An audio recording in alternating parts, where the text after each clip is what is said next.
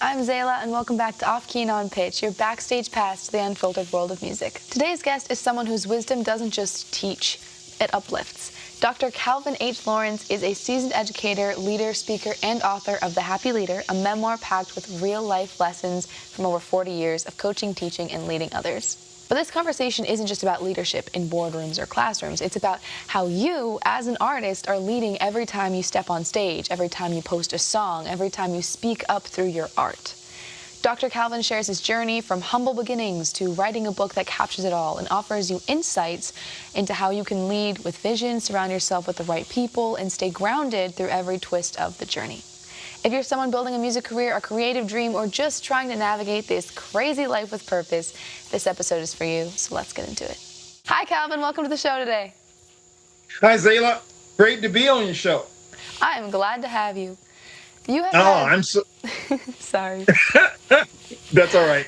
I was going to say, you've had such a rich journey across teaching, coaching, and leadership, and now you've written a book about it all. For those of us who are not familiar with your story yet, could you share a bit about your background and what led you to write The Happy Leader?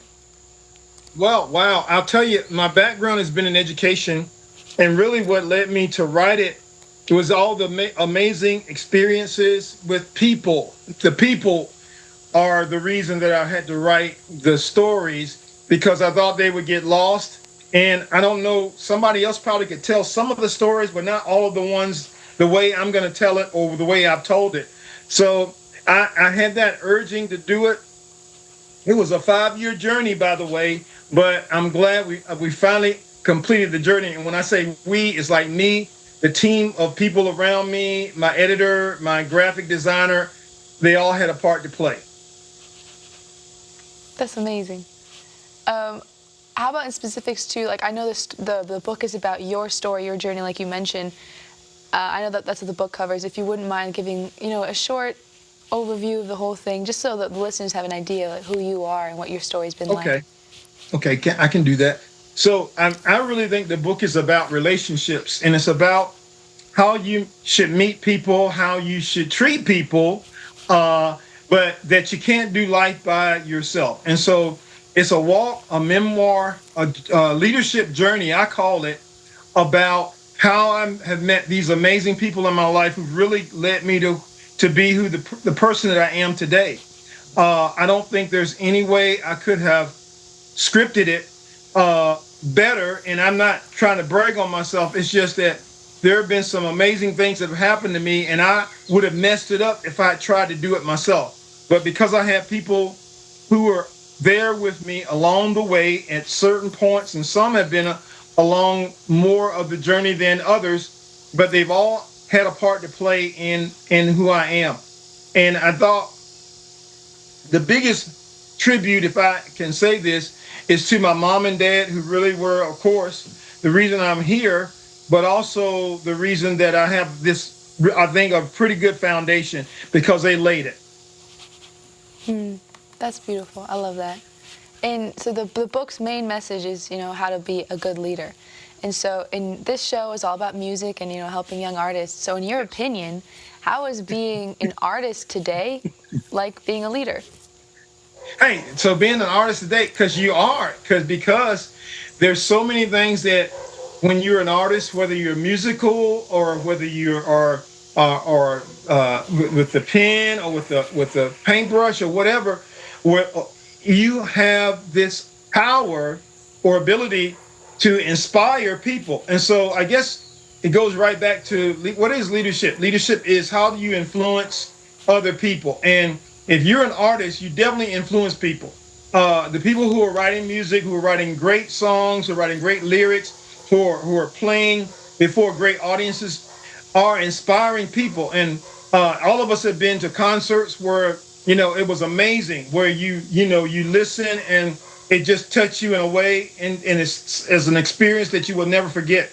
Well, that's the way I look at it in terms of an artistry. It's funny that you lead out with one of these questions in terms of the artistry, because what I don't say enough about in the book, but I do give the lady credit, is that I had a music director years ago who laid a foundation as well for me. And dear and near to my heart, I could sing a little bit back in the day, Zayla.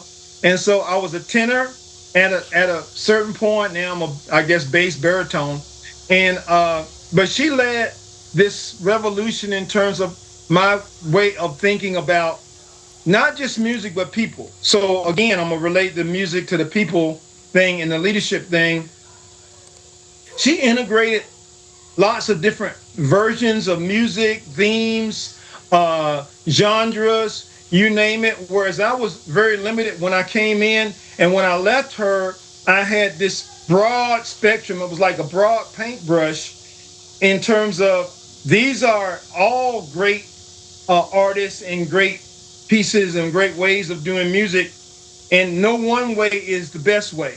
And so it was like she opened my eyes to so much when it came to that. And I have to give her that leadership call out per se.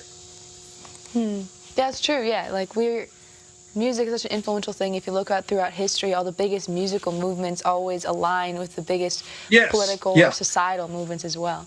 yes, yeah, for sure, for sure. I don't think there's been a movement, and I could zero in on like the civil rights movement, but there were artists during that movement. There were actors, there were musicians, there were song writers and singers who played a instrumental role in helping to work the freedom piece and allow for justice and for allow for uh, integration, you name it, all the things that happened in the 60s and the 70s that came about in the 50s.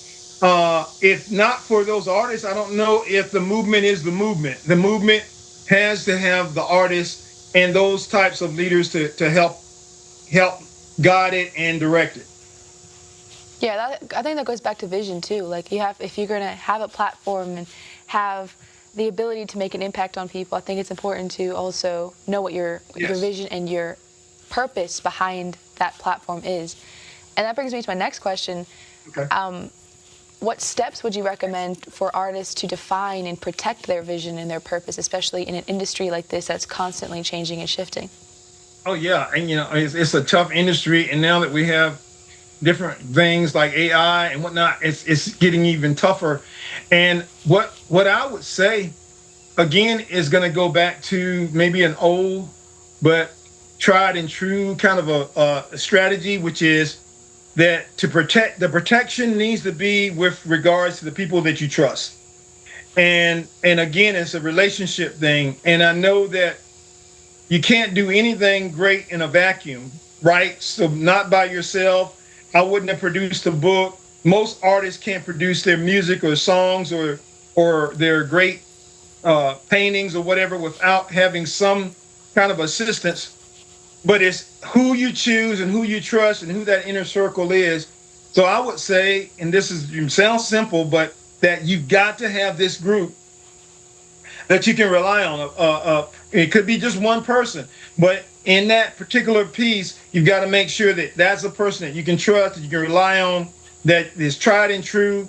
I think if you look at you reference history with regards to musicians and artists, and I think if you look at history, most of those people had someone. It might have been a director, a producer, it's somebody, but somebody who was trustworthy, somebody who recognized their talent, maybe brought more of their talent out of them than they thought they had.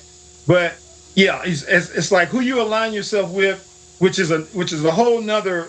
We could go into a whole nother aspect of leadership, but who you align yourself with is so important, and I think it's even more important in this day and time. I agree. I agree entirely. Ever heard the thing, you were the average of the 5 people you hang around? Yes. Yeah. Yeah. Yes. I have a little thing in my book about you are what you do, but I could even add to that you are who you said it, just hang around.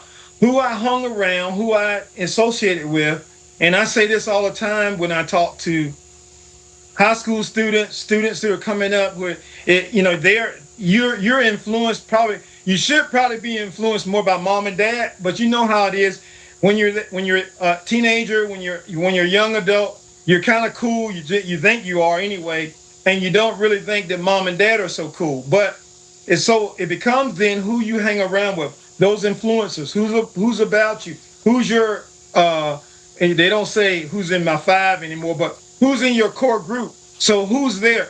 And if you've got these great people, and my son had one in particular, he's about 20. Well, he'll be 25 this month, Tzayla, and hey, the guy who's going to be the best man in his wedding, and the guy who was the quarterback when he was a running back, who's still his great friend. He had a great relationship with him, and it really helped him to get through a real tough aspect of life growing up. Hmm. Yeah, who you surround yourself with is so very important. And congratulations to your son getting married. That's amazing. Yeah, yeah, Side yeah. note. Thank you, thank you. Yeah. So in terms of that, like having a good, strong team for an artist is very important. What is like some advice you might have for an artist leading a team like that? Because you're not really a boss in the traditional sense. You're kind of Right, just, right, right, yeah. right. So that's an easier question than the other one. I think with regards to when I think about teams, and I'm a former athlete. And so I know that when you say you're not really leading like a boss where you can hire and fire, in some cases you may not be able to do that. Mm. But in terms of the team aspect, it's about allowing people to be themselves. It's about uh, finding out who does what best because they have these skills, these skill sets. Together, it makes this really great organization or team. I'll use a real simplified example. It's like being on a relay where you have four legs and each leg has a particular role or responsibility, but everybody has their roles. So everybody depends on everybody else to get the stick or the baton to that person. And so, in the same way, in music or whatever it might be, you have to rely on the team, have great communication, have a great relationship, and make sure that everybody's voice is being heard because that's the only way you're going to move forward. That's the only way you're going to innovate. That's the only way you're going to be able to reach the vision or have a clear vision and then everybody be on board with the vision and everybody's moving in the same direction. I think that's impertinent. Mm. That's very well said. I agree entirely. Yeah. Do you have any advice for artists when you're performing on stage? That's kind of, I would say, one of the number one ways you show your leadership skills in a one-on-one person. Oh my gosh, I can't phrase English today. On stage when you're performing, I would say that's probably one of the more direct ways you can see the impact of like your leadership. In terms of your artistry and your music, specifically because there's no screen between you. Of course, on social media, you're also a leader as well. But when you're on stage in front of people, it's more so this way. And I know many Right. people who are scared to get on stage and scared to come into who they are as artists because of one of those aspects. So what advice do you have any advice for artists scared to get on stage or not sure how to leverage their own presence on stage? The best advice I've ever been given, and it's been reiterated here recently. I watched a program and a retired, uh, you name it, he's done everything that you could do in the world, in the sports world and entertainment world. And he said, be yourself. And he phrased it like this. He said, don't be phony because people can see through when you're, and even if you're nervous, I'll put it like this, Ayla, because you go out on the stage and you got, whatever, hundreds, thousands of people, you may or may not know any of them.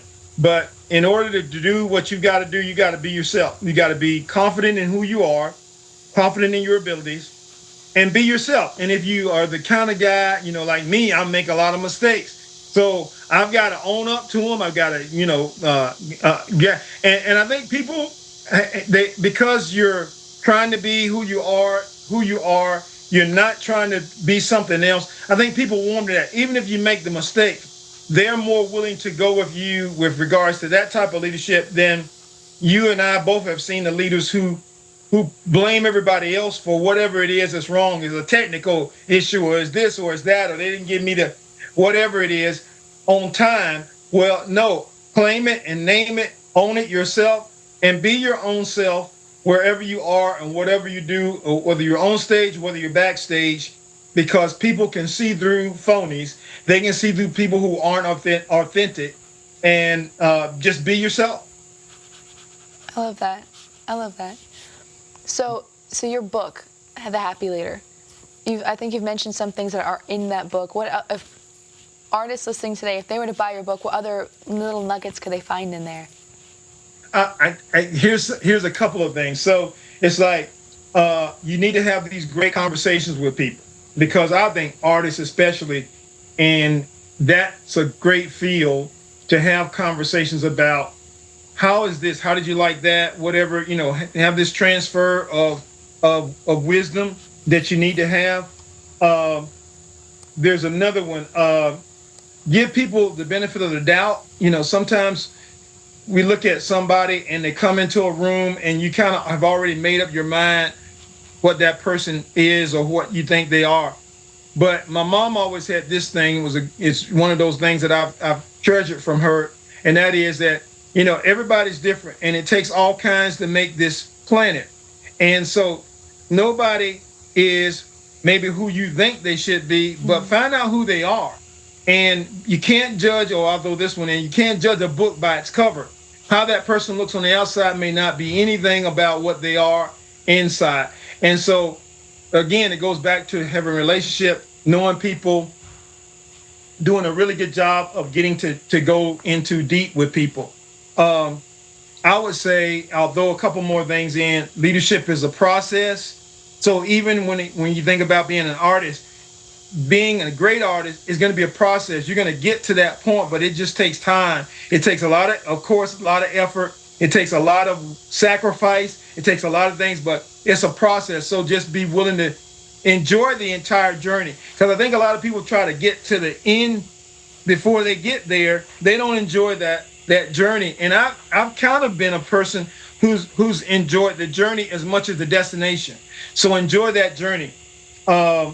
Have mentors, and I always say this, and this is huge probably in terms of being an artist. You got to have somebody who's already kind of walked the road you're getting ready to walk, and be willing to listen to them and learn from them. And they will try to help you. If they're a really good mentor, they really want you to be better than they are or were. But try to listen and observe.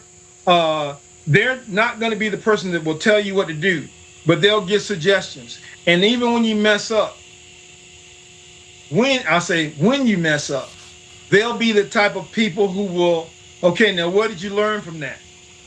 I'll flip right over to then, failure is our best teacher. So here's a huge one for an artist, because artists fail all the time. And if you're not failing, then something's wrong. You're probably not moving forward. So you're going to have to embrace the failure, but then learn from it.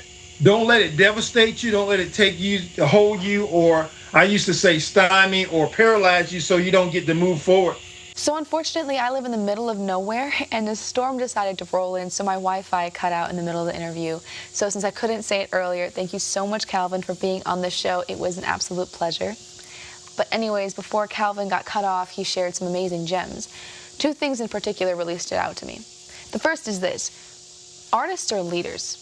Whether we like it or not, we are influencing people every time we share our voice, every time we post a lyric, get on stage, drop a reel, or release a new song. People are watching, listening, learning, and that's a responsibility.